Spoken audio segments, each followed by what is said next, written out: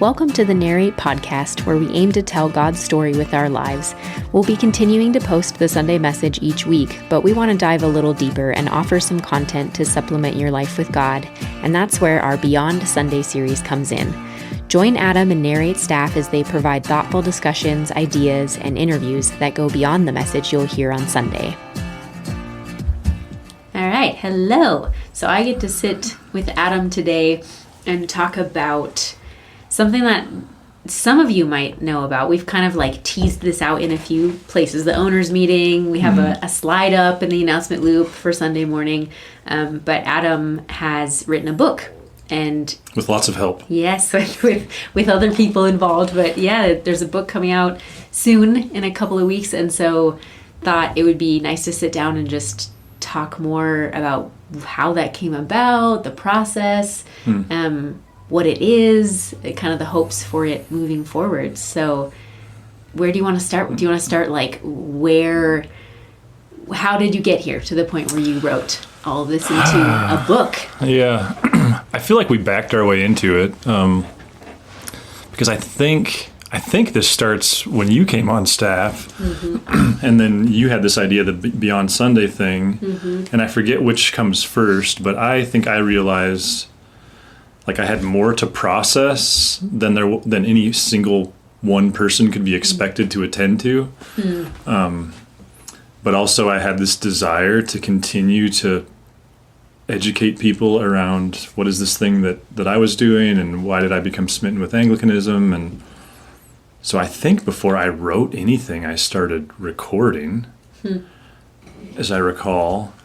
And then I think it was your idea to like, we should do these as podcasts. And so then I started writing. And then those just became piecemeal where I was like, oh, there's this. Oh, there's this. Well, actually, I guess we had the first four, right? Yes. The Anglican history, the modesty, the sentness, and the missionality. Yeah. Those were kind of framed around my ordination of my rationale.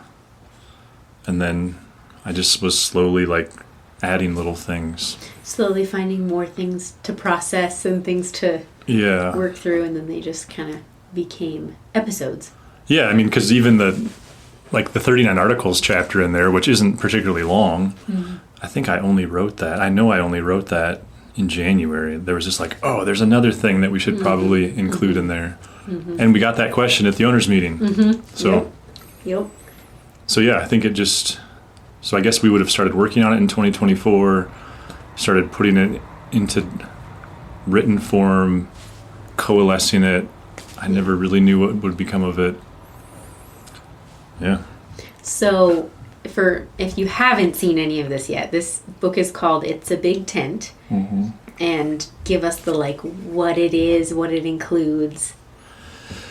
Oh man, that's such a hard... It is. I'm looking for outside people to tell me what it is.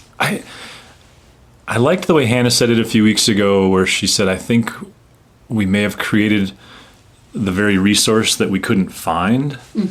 So in one sense, like the middle, so there's 4 sections. The first section is that original part of my story of why did I choose this? The second part is, and I just feel so unqualified for the second part, but I call it Anglicanism 101, right? Where we just tried to tackle a lot of real basic topics, or cover a lot of topics from a real basic standpoint. And then at the last minute in January, that Change series, I was like, man, I think this is actually really helpful. So we created a third section around doing change well and just kind of interfacing as someone's thinking about their tradition. And then there's a fourth section that is, I think we called it Things Narrate, where we kind of tried to... It started as an appendix, and they're like, let's just kind of put this under this category of we'll narrate change, and some of those will narrate specific questions. Right. I don't know that I've even answered your question. No, that is, I think that's what I'm looking for, until people can get it in their hands, what is it, what can they expect to see when they open it?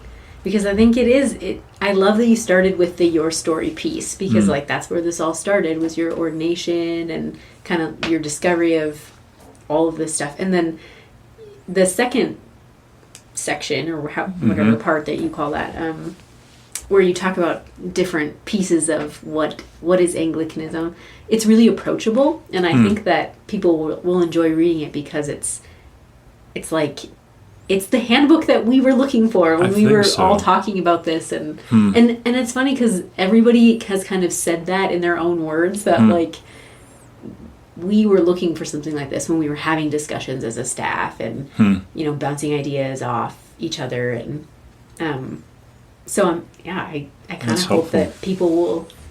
So you find that to be true, like it does serve you as a handbook. Yeah, and that wasn't really your intent when you started writing. It was just more of like a processing thing, right?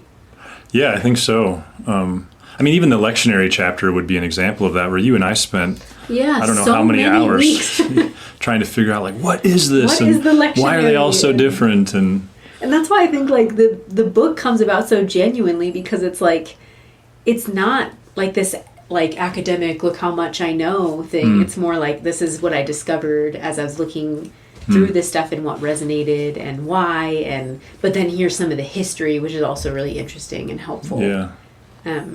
That's a great example of that. Yeah, because the lectionary question is not easily answered. No, it's not. It's still not. Just this week we came up with another snag in the lectionary question.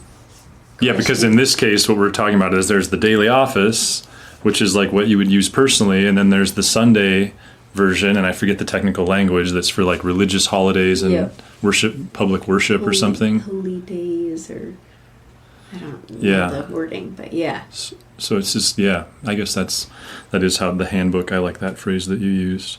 Yeah. I'm hoping too that, I mean, on the one hand, quite frankly, it was really cathartic to try to capture both Narrate's history and how this leads into it. Like that was, I'm hoping for some people that's super honoring, because it was a chance to kind of tell this longer story that, I mean, Narrate was planted in 2009, so there's some backstory there, and also some stuff that I think we can properly be proud of. But I'm also hoping that it's helpful for people as they find us in the months and years ahead, because, I'm even thinking about Ashley being in town this weekend. There's this weird realization of she's not going to experience us and go like, oh, this is a classic Anglican church. But she's also not going to experience us and go like, oh, this is a late modern evangelical megachurch. Like we are this weird amalgamation of form. And so I'm hoping that can help give some background and explanation to that. Yeah, I agree. What part resonated with you the most? Oh, that's a hard question. Well, I like the second section. Well, and it's hard because, like, since I got to kind of see the original, like those original episodes of Beyond Sunday and how you had those written out, I feel like I had got to sit with the material for longer, maybe. Sure. So, like, the Your Story piece, I was more familiar with. Like, none of that was, like, new. Because you're doing all the editing and all of it. Yeah. But, like, the handbook part, or, like, the explanation of Anglican practices, I think I really liked that part, because the way that you write it is really approachable. And I haven't really read a lot of, like, Anglican specific things. Yeah. So I think I liked that, because it was like it's like Narrate's experience, your experience mixed with that, which I think is kind of cool. It just all feels really genuine, which I like. Cool. Yeah, there's been so many people that have been so helpful to me along this road. That was one of the critiques I got from like a real author, was you reference people too often. Well, I liked that though. Yeah, well, but probably because I'm part what did you of the like community. about that? I just think it made it feel like part of the community that you're giving it to. Yeah. Which I guess, like, if you were outside of that community, I guess I could see how that would be. I don't know. You don't know any of those people or any of the. Sure. But for me, I'm like, I know all those people. I know all of you know. But that's kind of neat. I like that as a practice, even from a teaching standpoint, because I think that I love that book, Steal Like an Artist, and he does such a good job of just normalizing that everybody is stealing from everybody, Yes. not in a way that trivializes like real, like intellectual property theft. Like we're not Right. trying to trivialize that, but also I just find that it makes the process of learning approachable, because it's like, oh, you're not a savant. Mm-hmm. Like here's all these sources. And Richard Foster's writing, I've always loved his books because he footnotes like crazy. Mm-hmm.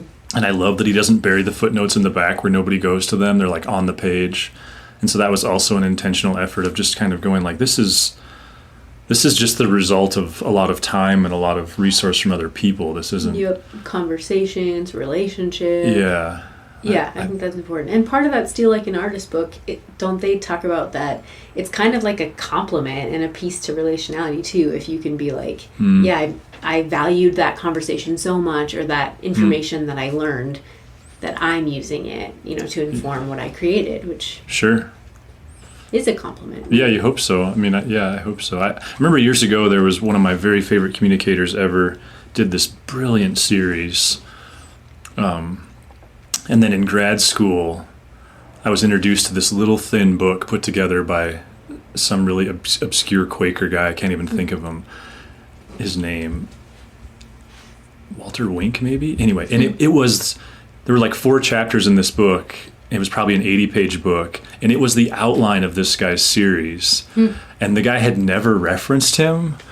And what it bugged me about it is like, I had told myself this guy was a savant, and instead what I found out was like, no, he's a good student. But that like makes, for me, it just makes the process of learning is something that we can all do. So I think that's part of the value for me, is just, and trying to give value to just a lot of learning that I took from a lot of people. I mean, the title I stole from Chris. I think Chris has the best line in the whole book, which is the last line of his foreword, where he says, welcome to the tent, it's bigger than you think. Yeah, that is a really good line. I think my second favorite line in the book is from my friend Nathan, who wrote one of the, like, I don't know what you call it, we called it Words with Friends at the beginning. Yeah. But he has this line where he says something like, Adam and I disagree on most of this, and yet, and I love that concept, because to me that's the big tent thing, is there's room to disagree around all of this. Right. That was kind of the point of the book, to illustrate that. I think so. Yeah. People who have read it, 201, tell me that Teresa's chapter is their favorite chapter. I hear that over. It is really good. I hear that over and over. I had one friend who told me he cried when he read that chapter. Yeah, it's very moving. Hers, I liked Hannah's too. Hannah's. Yeah. So we're just giving all of these little teasers so that you guys are really excited to read this book. And we should probably say, I don't know what order we say this, but I was not in any way aware of like the tension around, is Adam profiting from this? So I'm not. Like, we are very generously reimbursed, fairly reimbursed by Narrate, and so some of this was done. I don't know. There's this whole conversation of like, when are we on the clock and when are we not? I think our staff works hard to keep good office hours, but also we work hard. And so all that to say that any royalties, and I don't expect them to be counted by more than pennies, are just going to go to Narrate. And the copies that we can sell, that we'll sell at Narrate, will be at cost copies. So Yeah. That's fair to say. Somewhere that's got to get out there, because there so is a certain... on the record. Yeah, there's been some abuse in the past in other situations, and also just to go like, Yeah, that's fair. So now that you're kind of finally approaching the end of this, what did you learn anything about yourself as an Anglican priest, as an author, you know what I mean? Like, what did you learn about yourself, like, in this process? That's a really hard question. Yeah. I think I've learned that I like writing more than I thought I would. Yeah. And I think I've learned that I like working on that with other people together. So I don't know what that means, but I didn't like, there's certain weeks where I have to prep 2 sermons, and those are the hardest weeks to know, like, what do I do to take a break? And actually I found doing some of this work during the break was actually energizing, which is kind of counterintuitive. That's how you know, though, that it's a good thing for you. If it's like it gives you some sort of like rest and not like gets you all like amped up, and I think that's a good sign. Yeah, I mean, my motivation, I mean, I think I'm a motivated learner, and so where that can go toxic is I'm over motivated to share what I'm learning, but this lent itself to that being an outlet for that. So I think that's part of what I learned. But just in like a project that was contained. Yeah, I mean, this was kind of a messy journey for me, because I had to identify, I think I've said this publicly, but pretty early in the process, I had to just identify that if someone took interest in this, I had to count it as a blessing, not an expectation. And this isn't like, I'm not trying to pinch anybody, but there aren't that many people who were that interested, for good reason. Like, this is niche work that we do, and you know, I think that was part of what was really bonding as a staff, was we kind of shared this pretty quickly.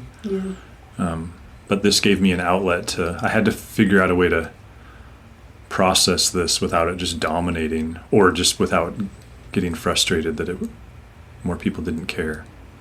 Yeah, which I feel like that's just like common for anyone creating something, right? Like, because you put so much of your self, your time, your effort, your like conscious thought space into something like that.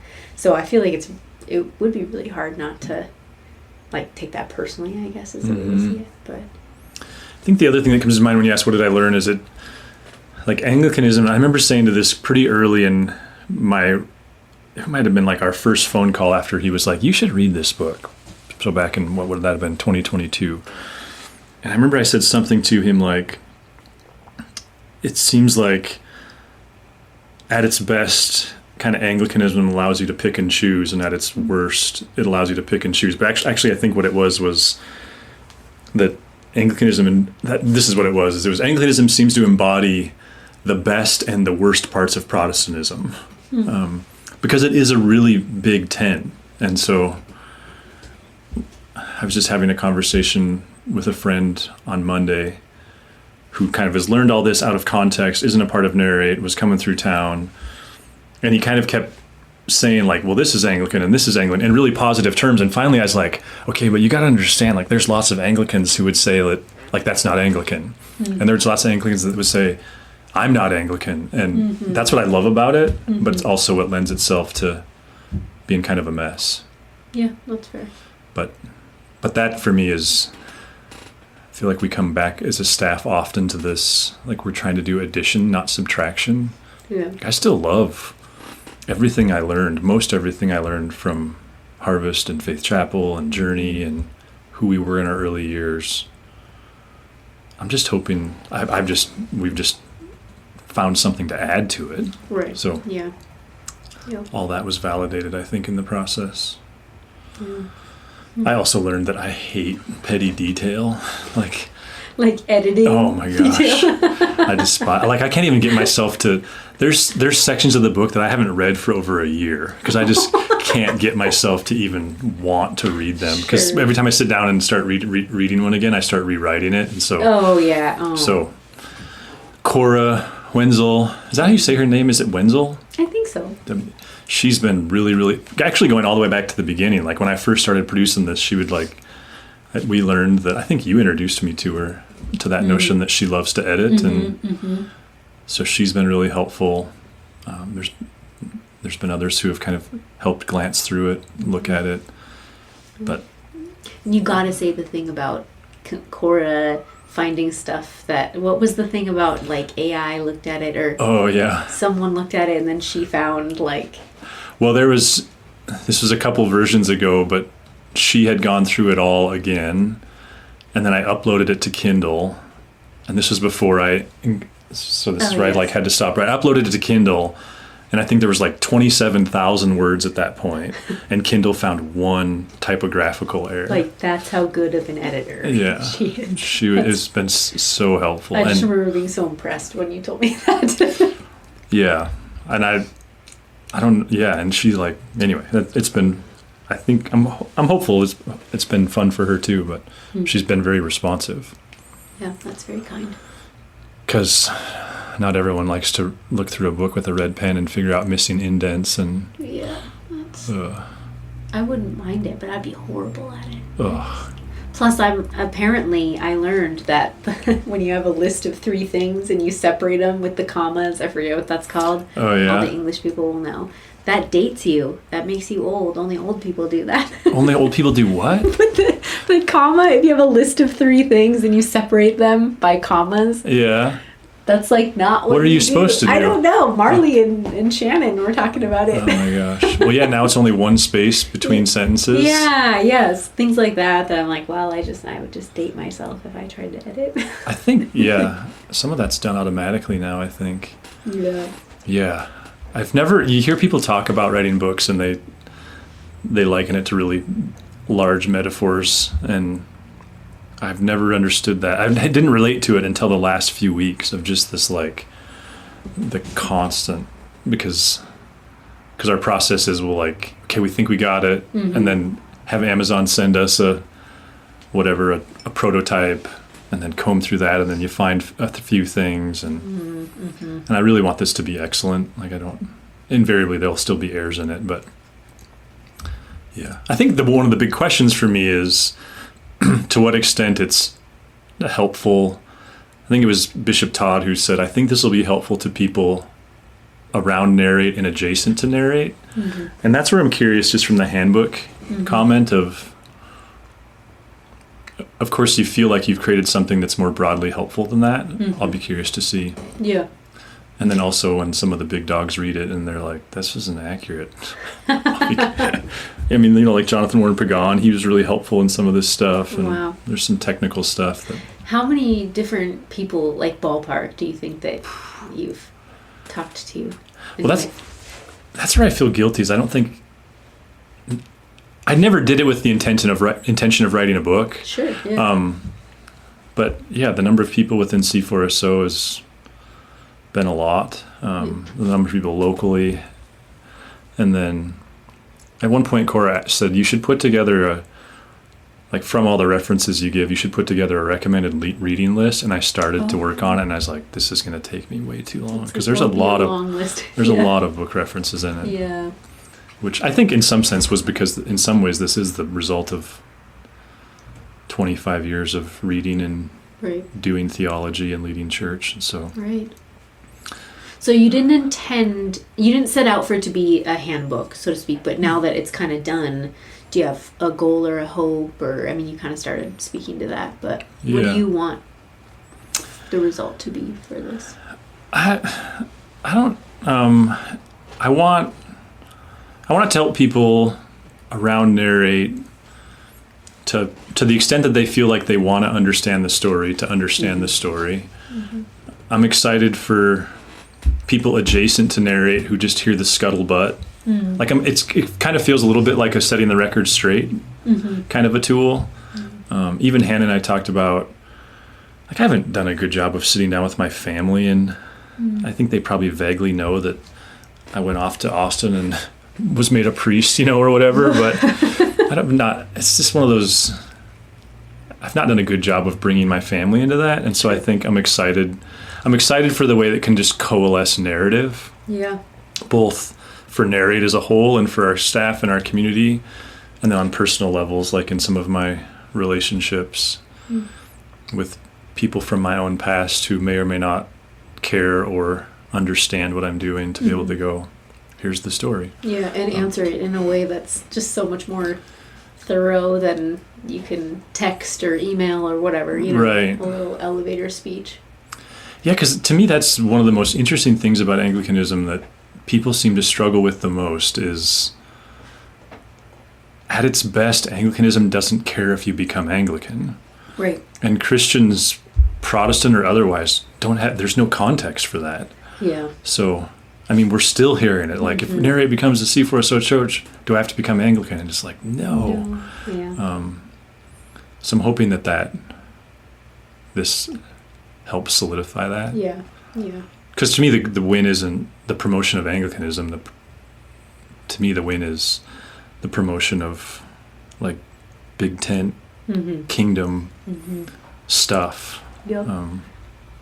And that, the discovery that, like, that is out there. Because I don't know, like, for Jonathan and I, like we've said to you that it just seems like too good to be true. Like that notion that there is a branch of church that is a big tent and, has that imagination for those kind of discussions and disagreement and staying in community, and it just feels so much like Narrate's brand already. So it's kind of cool. It's conversant around a lot of topics that not many schismatic kind of, or I don't even know if that's the right word, like denominations are able to do. I mean, you want to talk social justice, it's very conversant around that in some pretty conservative ways. You want to talk theology, it's just, it doesn't get pigeonholed. I guess what I'm trying to say is it does seem that C4SO in particular does a good job of transcending the blue-red dichotomy. Like it has values that would land in both sides. Right. Yeah. Which I love. Yeah, me too. And that when you say like it's a good fit, because I think we thought that dream was dead. I know I thought that that dream was dead in 2020.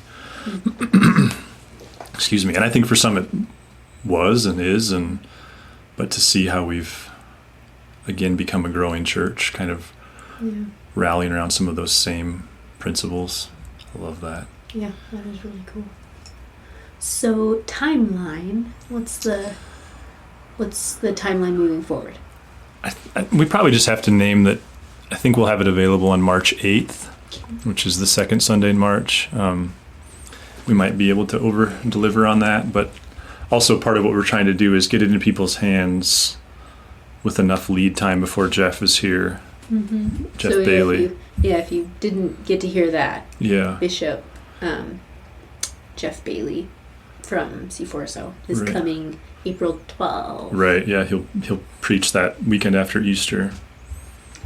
And we'll do a Q&A with him probably that afternoon, so we wanted to another resource to give people. I also think, and I guess I didn't hit on this, it sure feels like there's real potential. How's that for like still not committing? But it sure feels to me like there's real potential that God is going to let us do some church planning. And I think about how it could be a really helpful vision casting resource if we were to plant a church in a butte or wherever that is, to kind of help at the grassroots level know like what's the goal here. Help the community. Help. I also thought for people like wanting to come in and be the people in that church, like just anybody who's coming into that space to kind of understand the background and the story and the culture, and that's a big deal. Yeah, and that's part of, even in that back section, I've been so proud of our 20-mile march in our recipe for a long time, and so it was fun to have a place to be able to tell that story, because I think about, we've done some of the new to narrate type gatherings, and so I'm really curious to see how it's received and to what extent it's useful to people who are currently not associated with Narrate, like in our own community and around. Yeah, me too. That'll be cool. And really, like, and I'm so excited and proud of, like, you have words in there, and Lexi has words in there, and Hannah has words in there, and Teresa does, and as you already said, like, I love all the different voices. It is cool. It makes it feel. I think it is something that Narrate should be proud of as a whole, because it's kind of a cool, like an organizational pride thing. I think something like this. Yeah, it'd be interesting to see. We'll see. Yeah. So I guess, they'll be available. It looks like March 8th. Anything else you want to? No. Is there anything I didn't ask you that you were wishing I would have or thought I would? I don't think so. Okay. Yeah, thanks for doing this. Yeah. And thanks for, there's a couple people at the grassroots level. You with that Anglican Identity series were really encouraging, so thank you for that. And you've always been encouraging, like you've constantly been kind of affirming this material way before I had this in mind, so thank you. And then there's a few people in my life who for years have been like, when are you going to write a book? And I've just always laughed at that notion. So it is funny how some of that stuff sticks in your heart long term. Yeah. There was an old guy at Chris's church, even when I spoke there last February, who came up to me afterwards, and I later got kind of the story, and he was pretty accomplished businessman who's now in his 80s and blah, blah, blah. And he's like, when are you writing a book? And it just, in hindsight, that was one of those weird Holy Spirit things of, I would have never thought myself qualified. So I guess that's part of where some of the self-publishing world makes things possible. Yeah, totally. Well, Jonathan and I have always thought that you would write a book at some point. I don't know why, but we were like, yep, someday. No, it's been fun. We'll see. We'll see. March 8th. All right. Get ready. Thank you. If you'd like to learn more about Narrate Church, find us online at narratechurch.org. You can also look us up on Facebook or Instagram. Thanks for listening.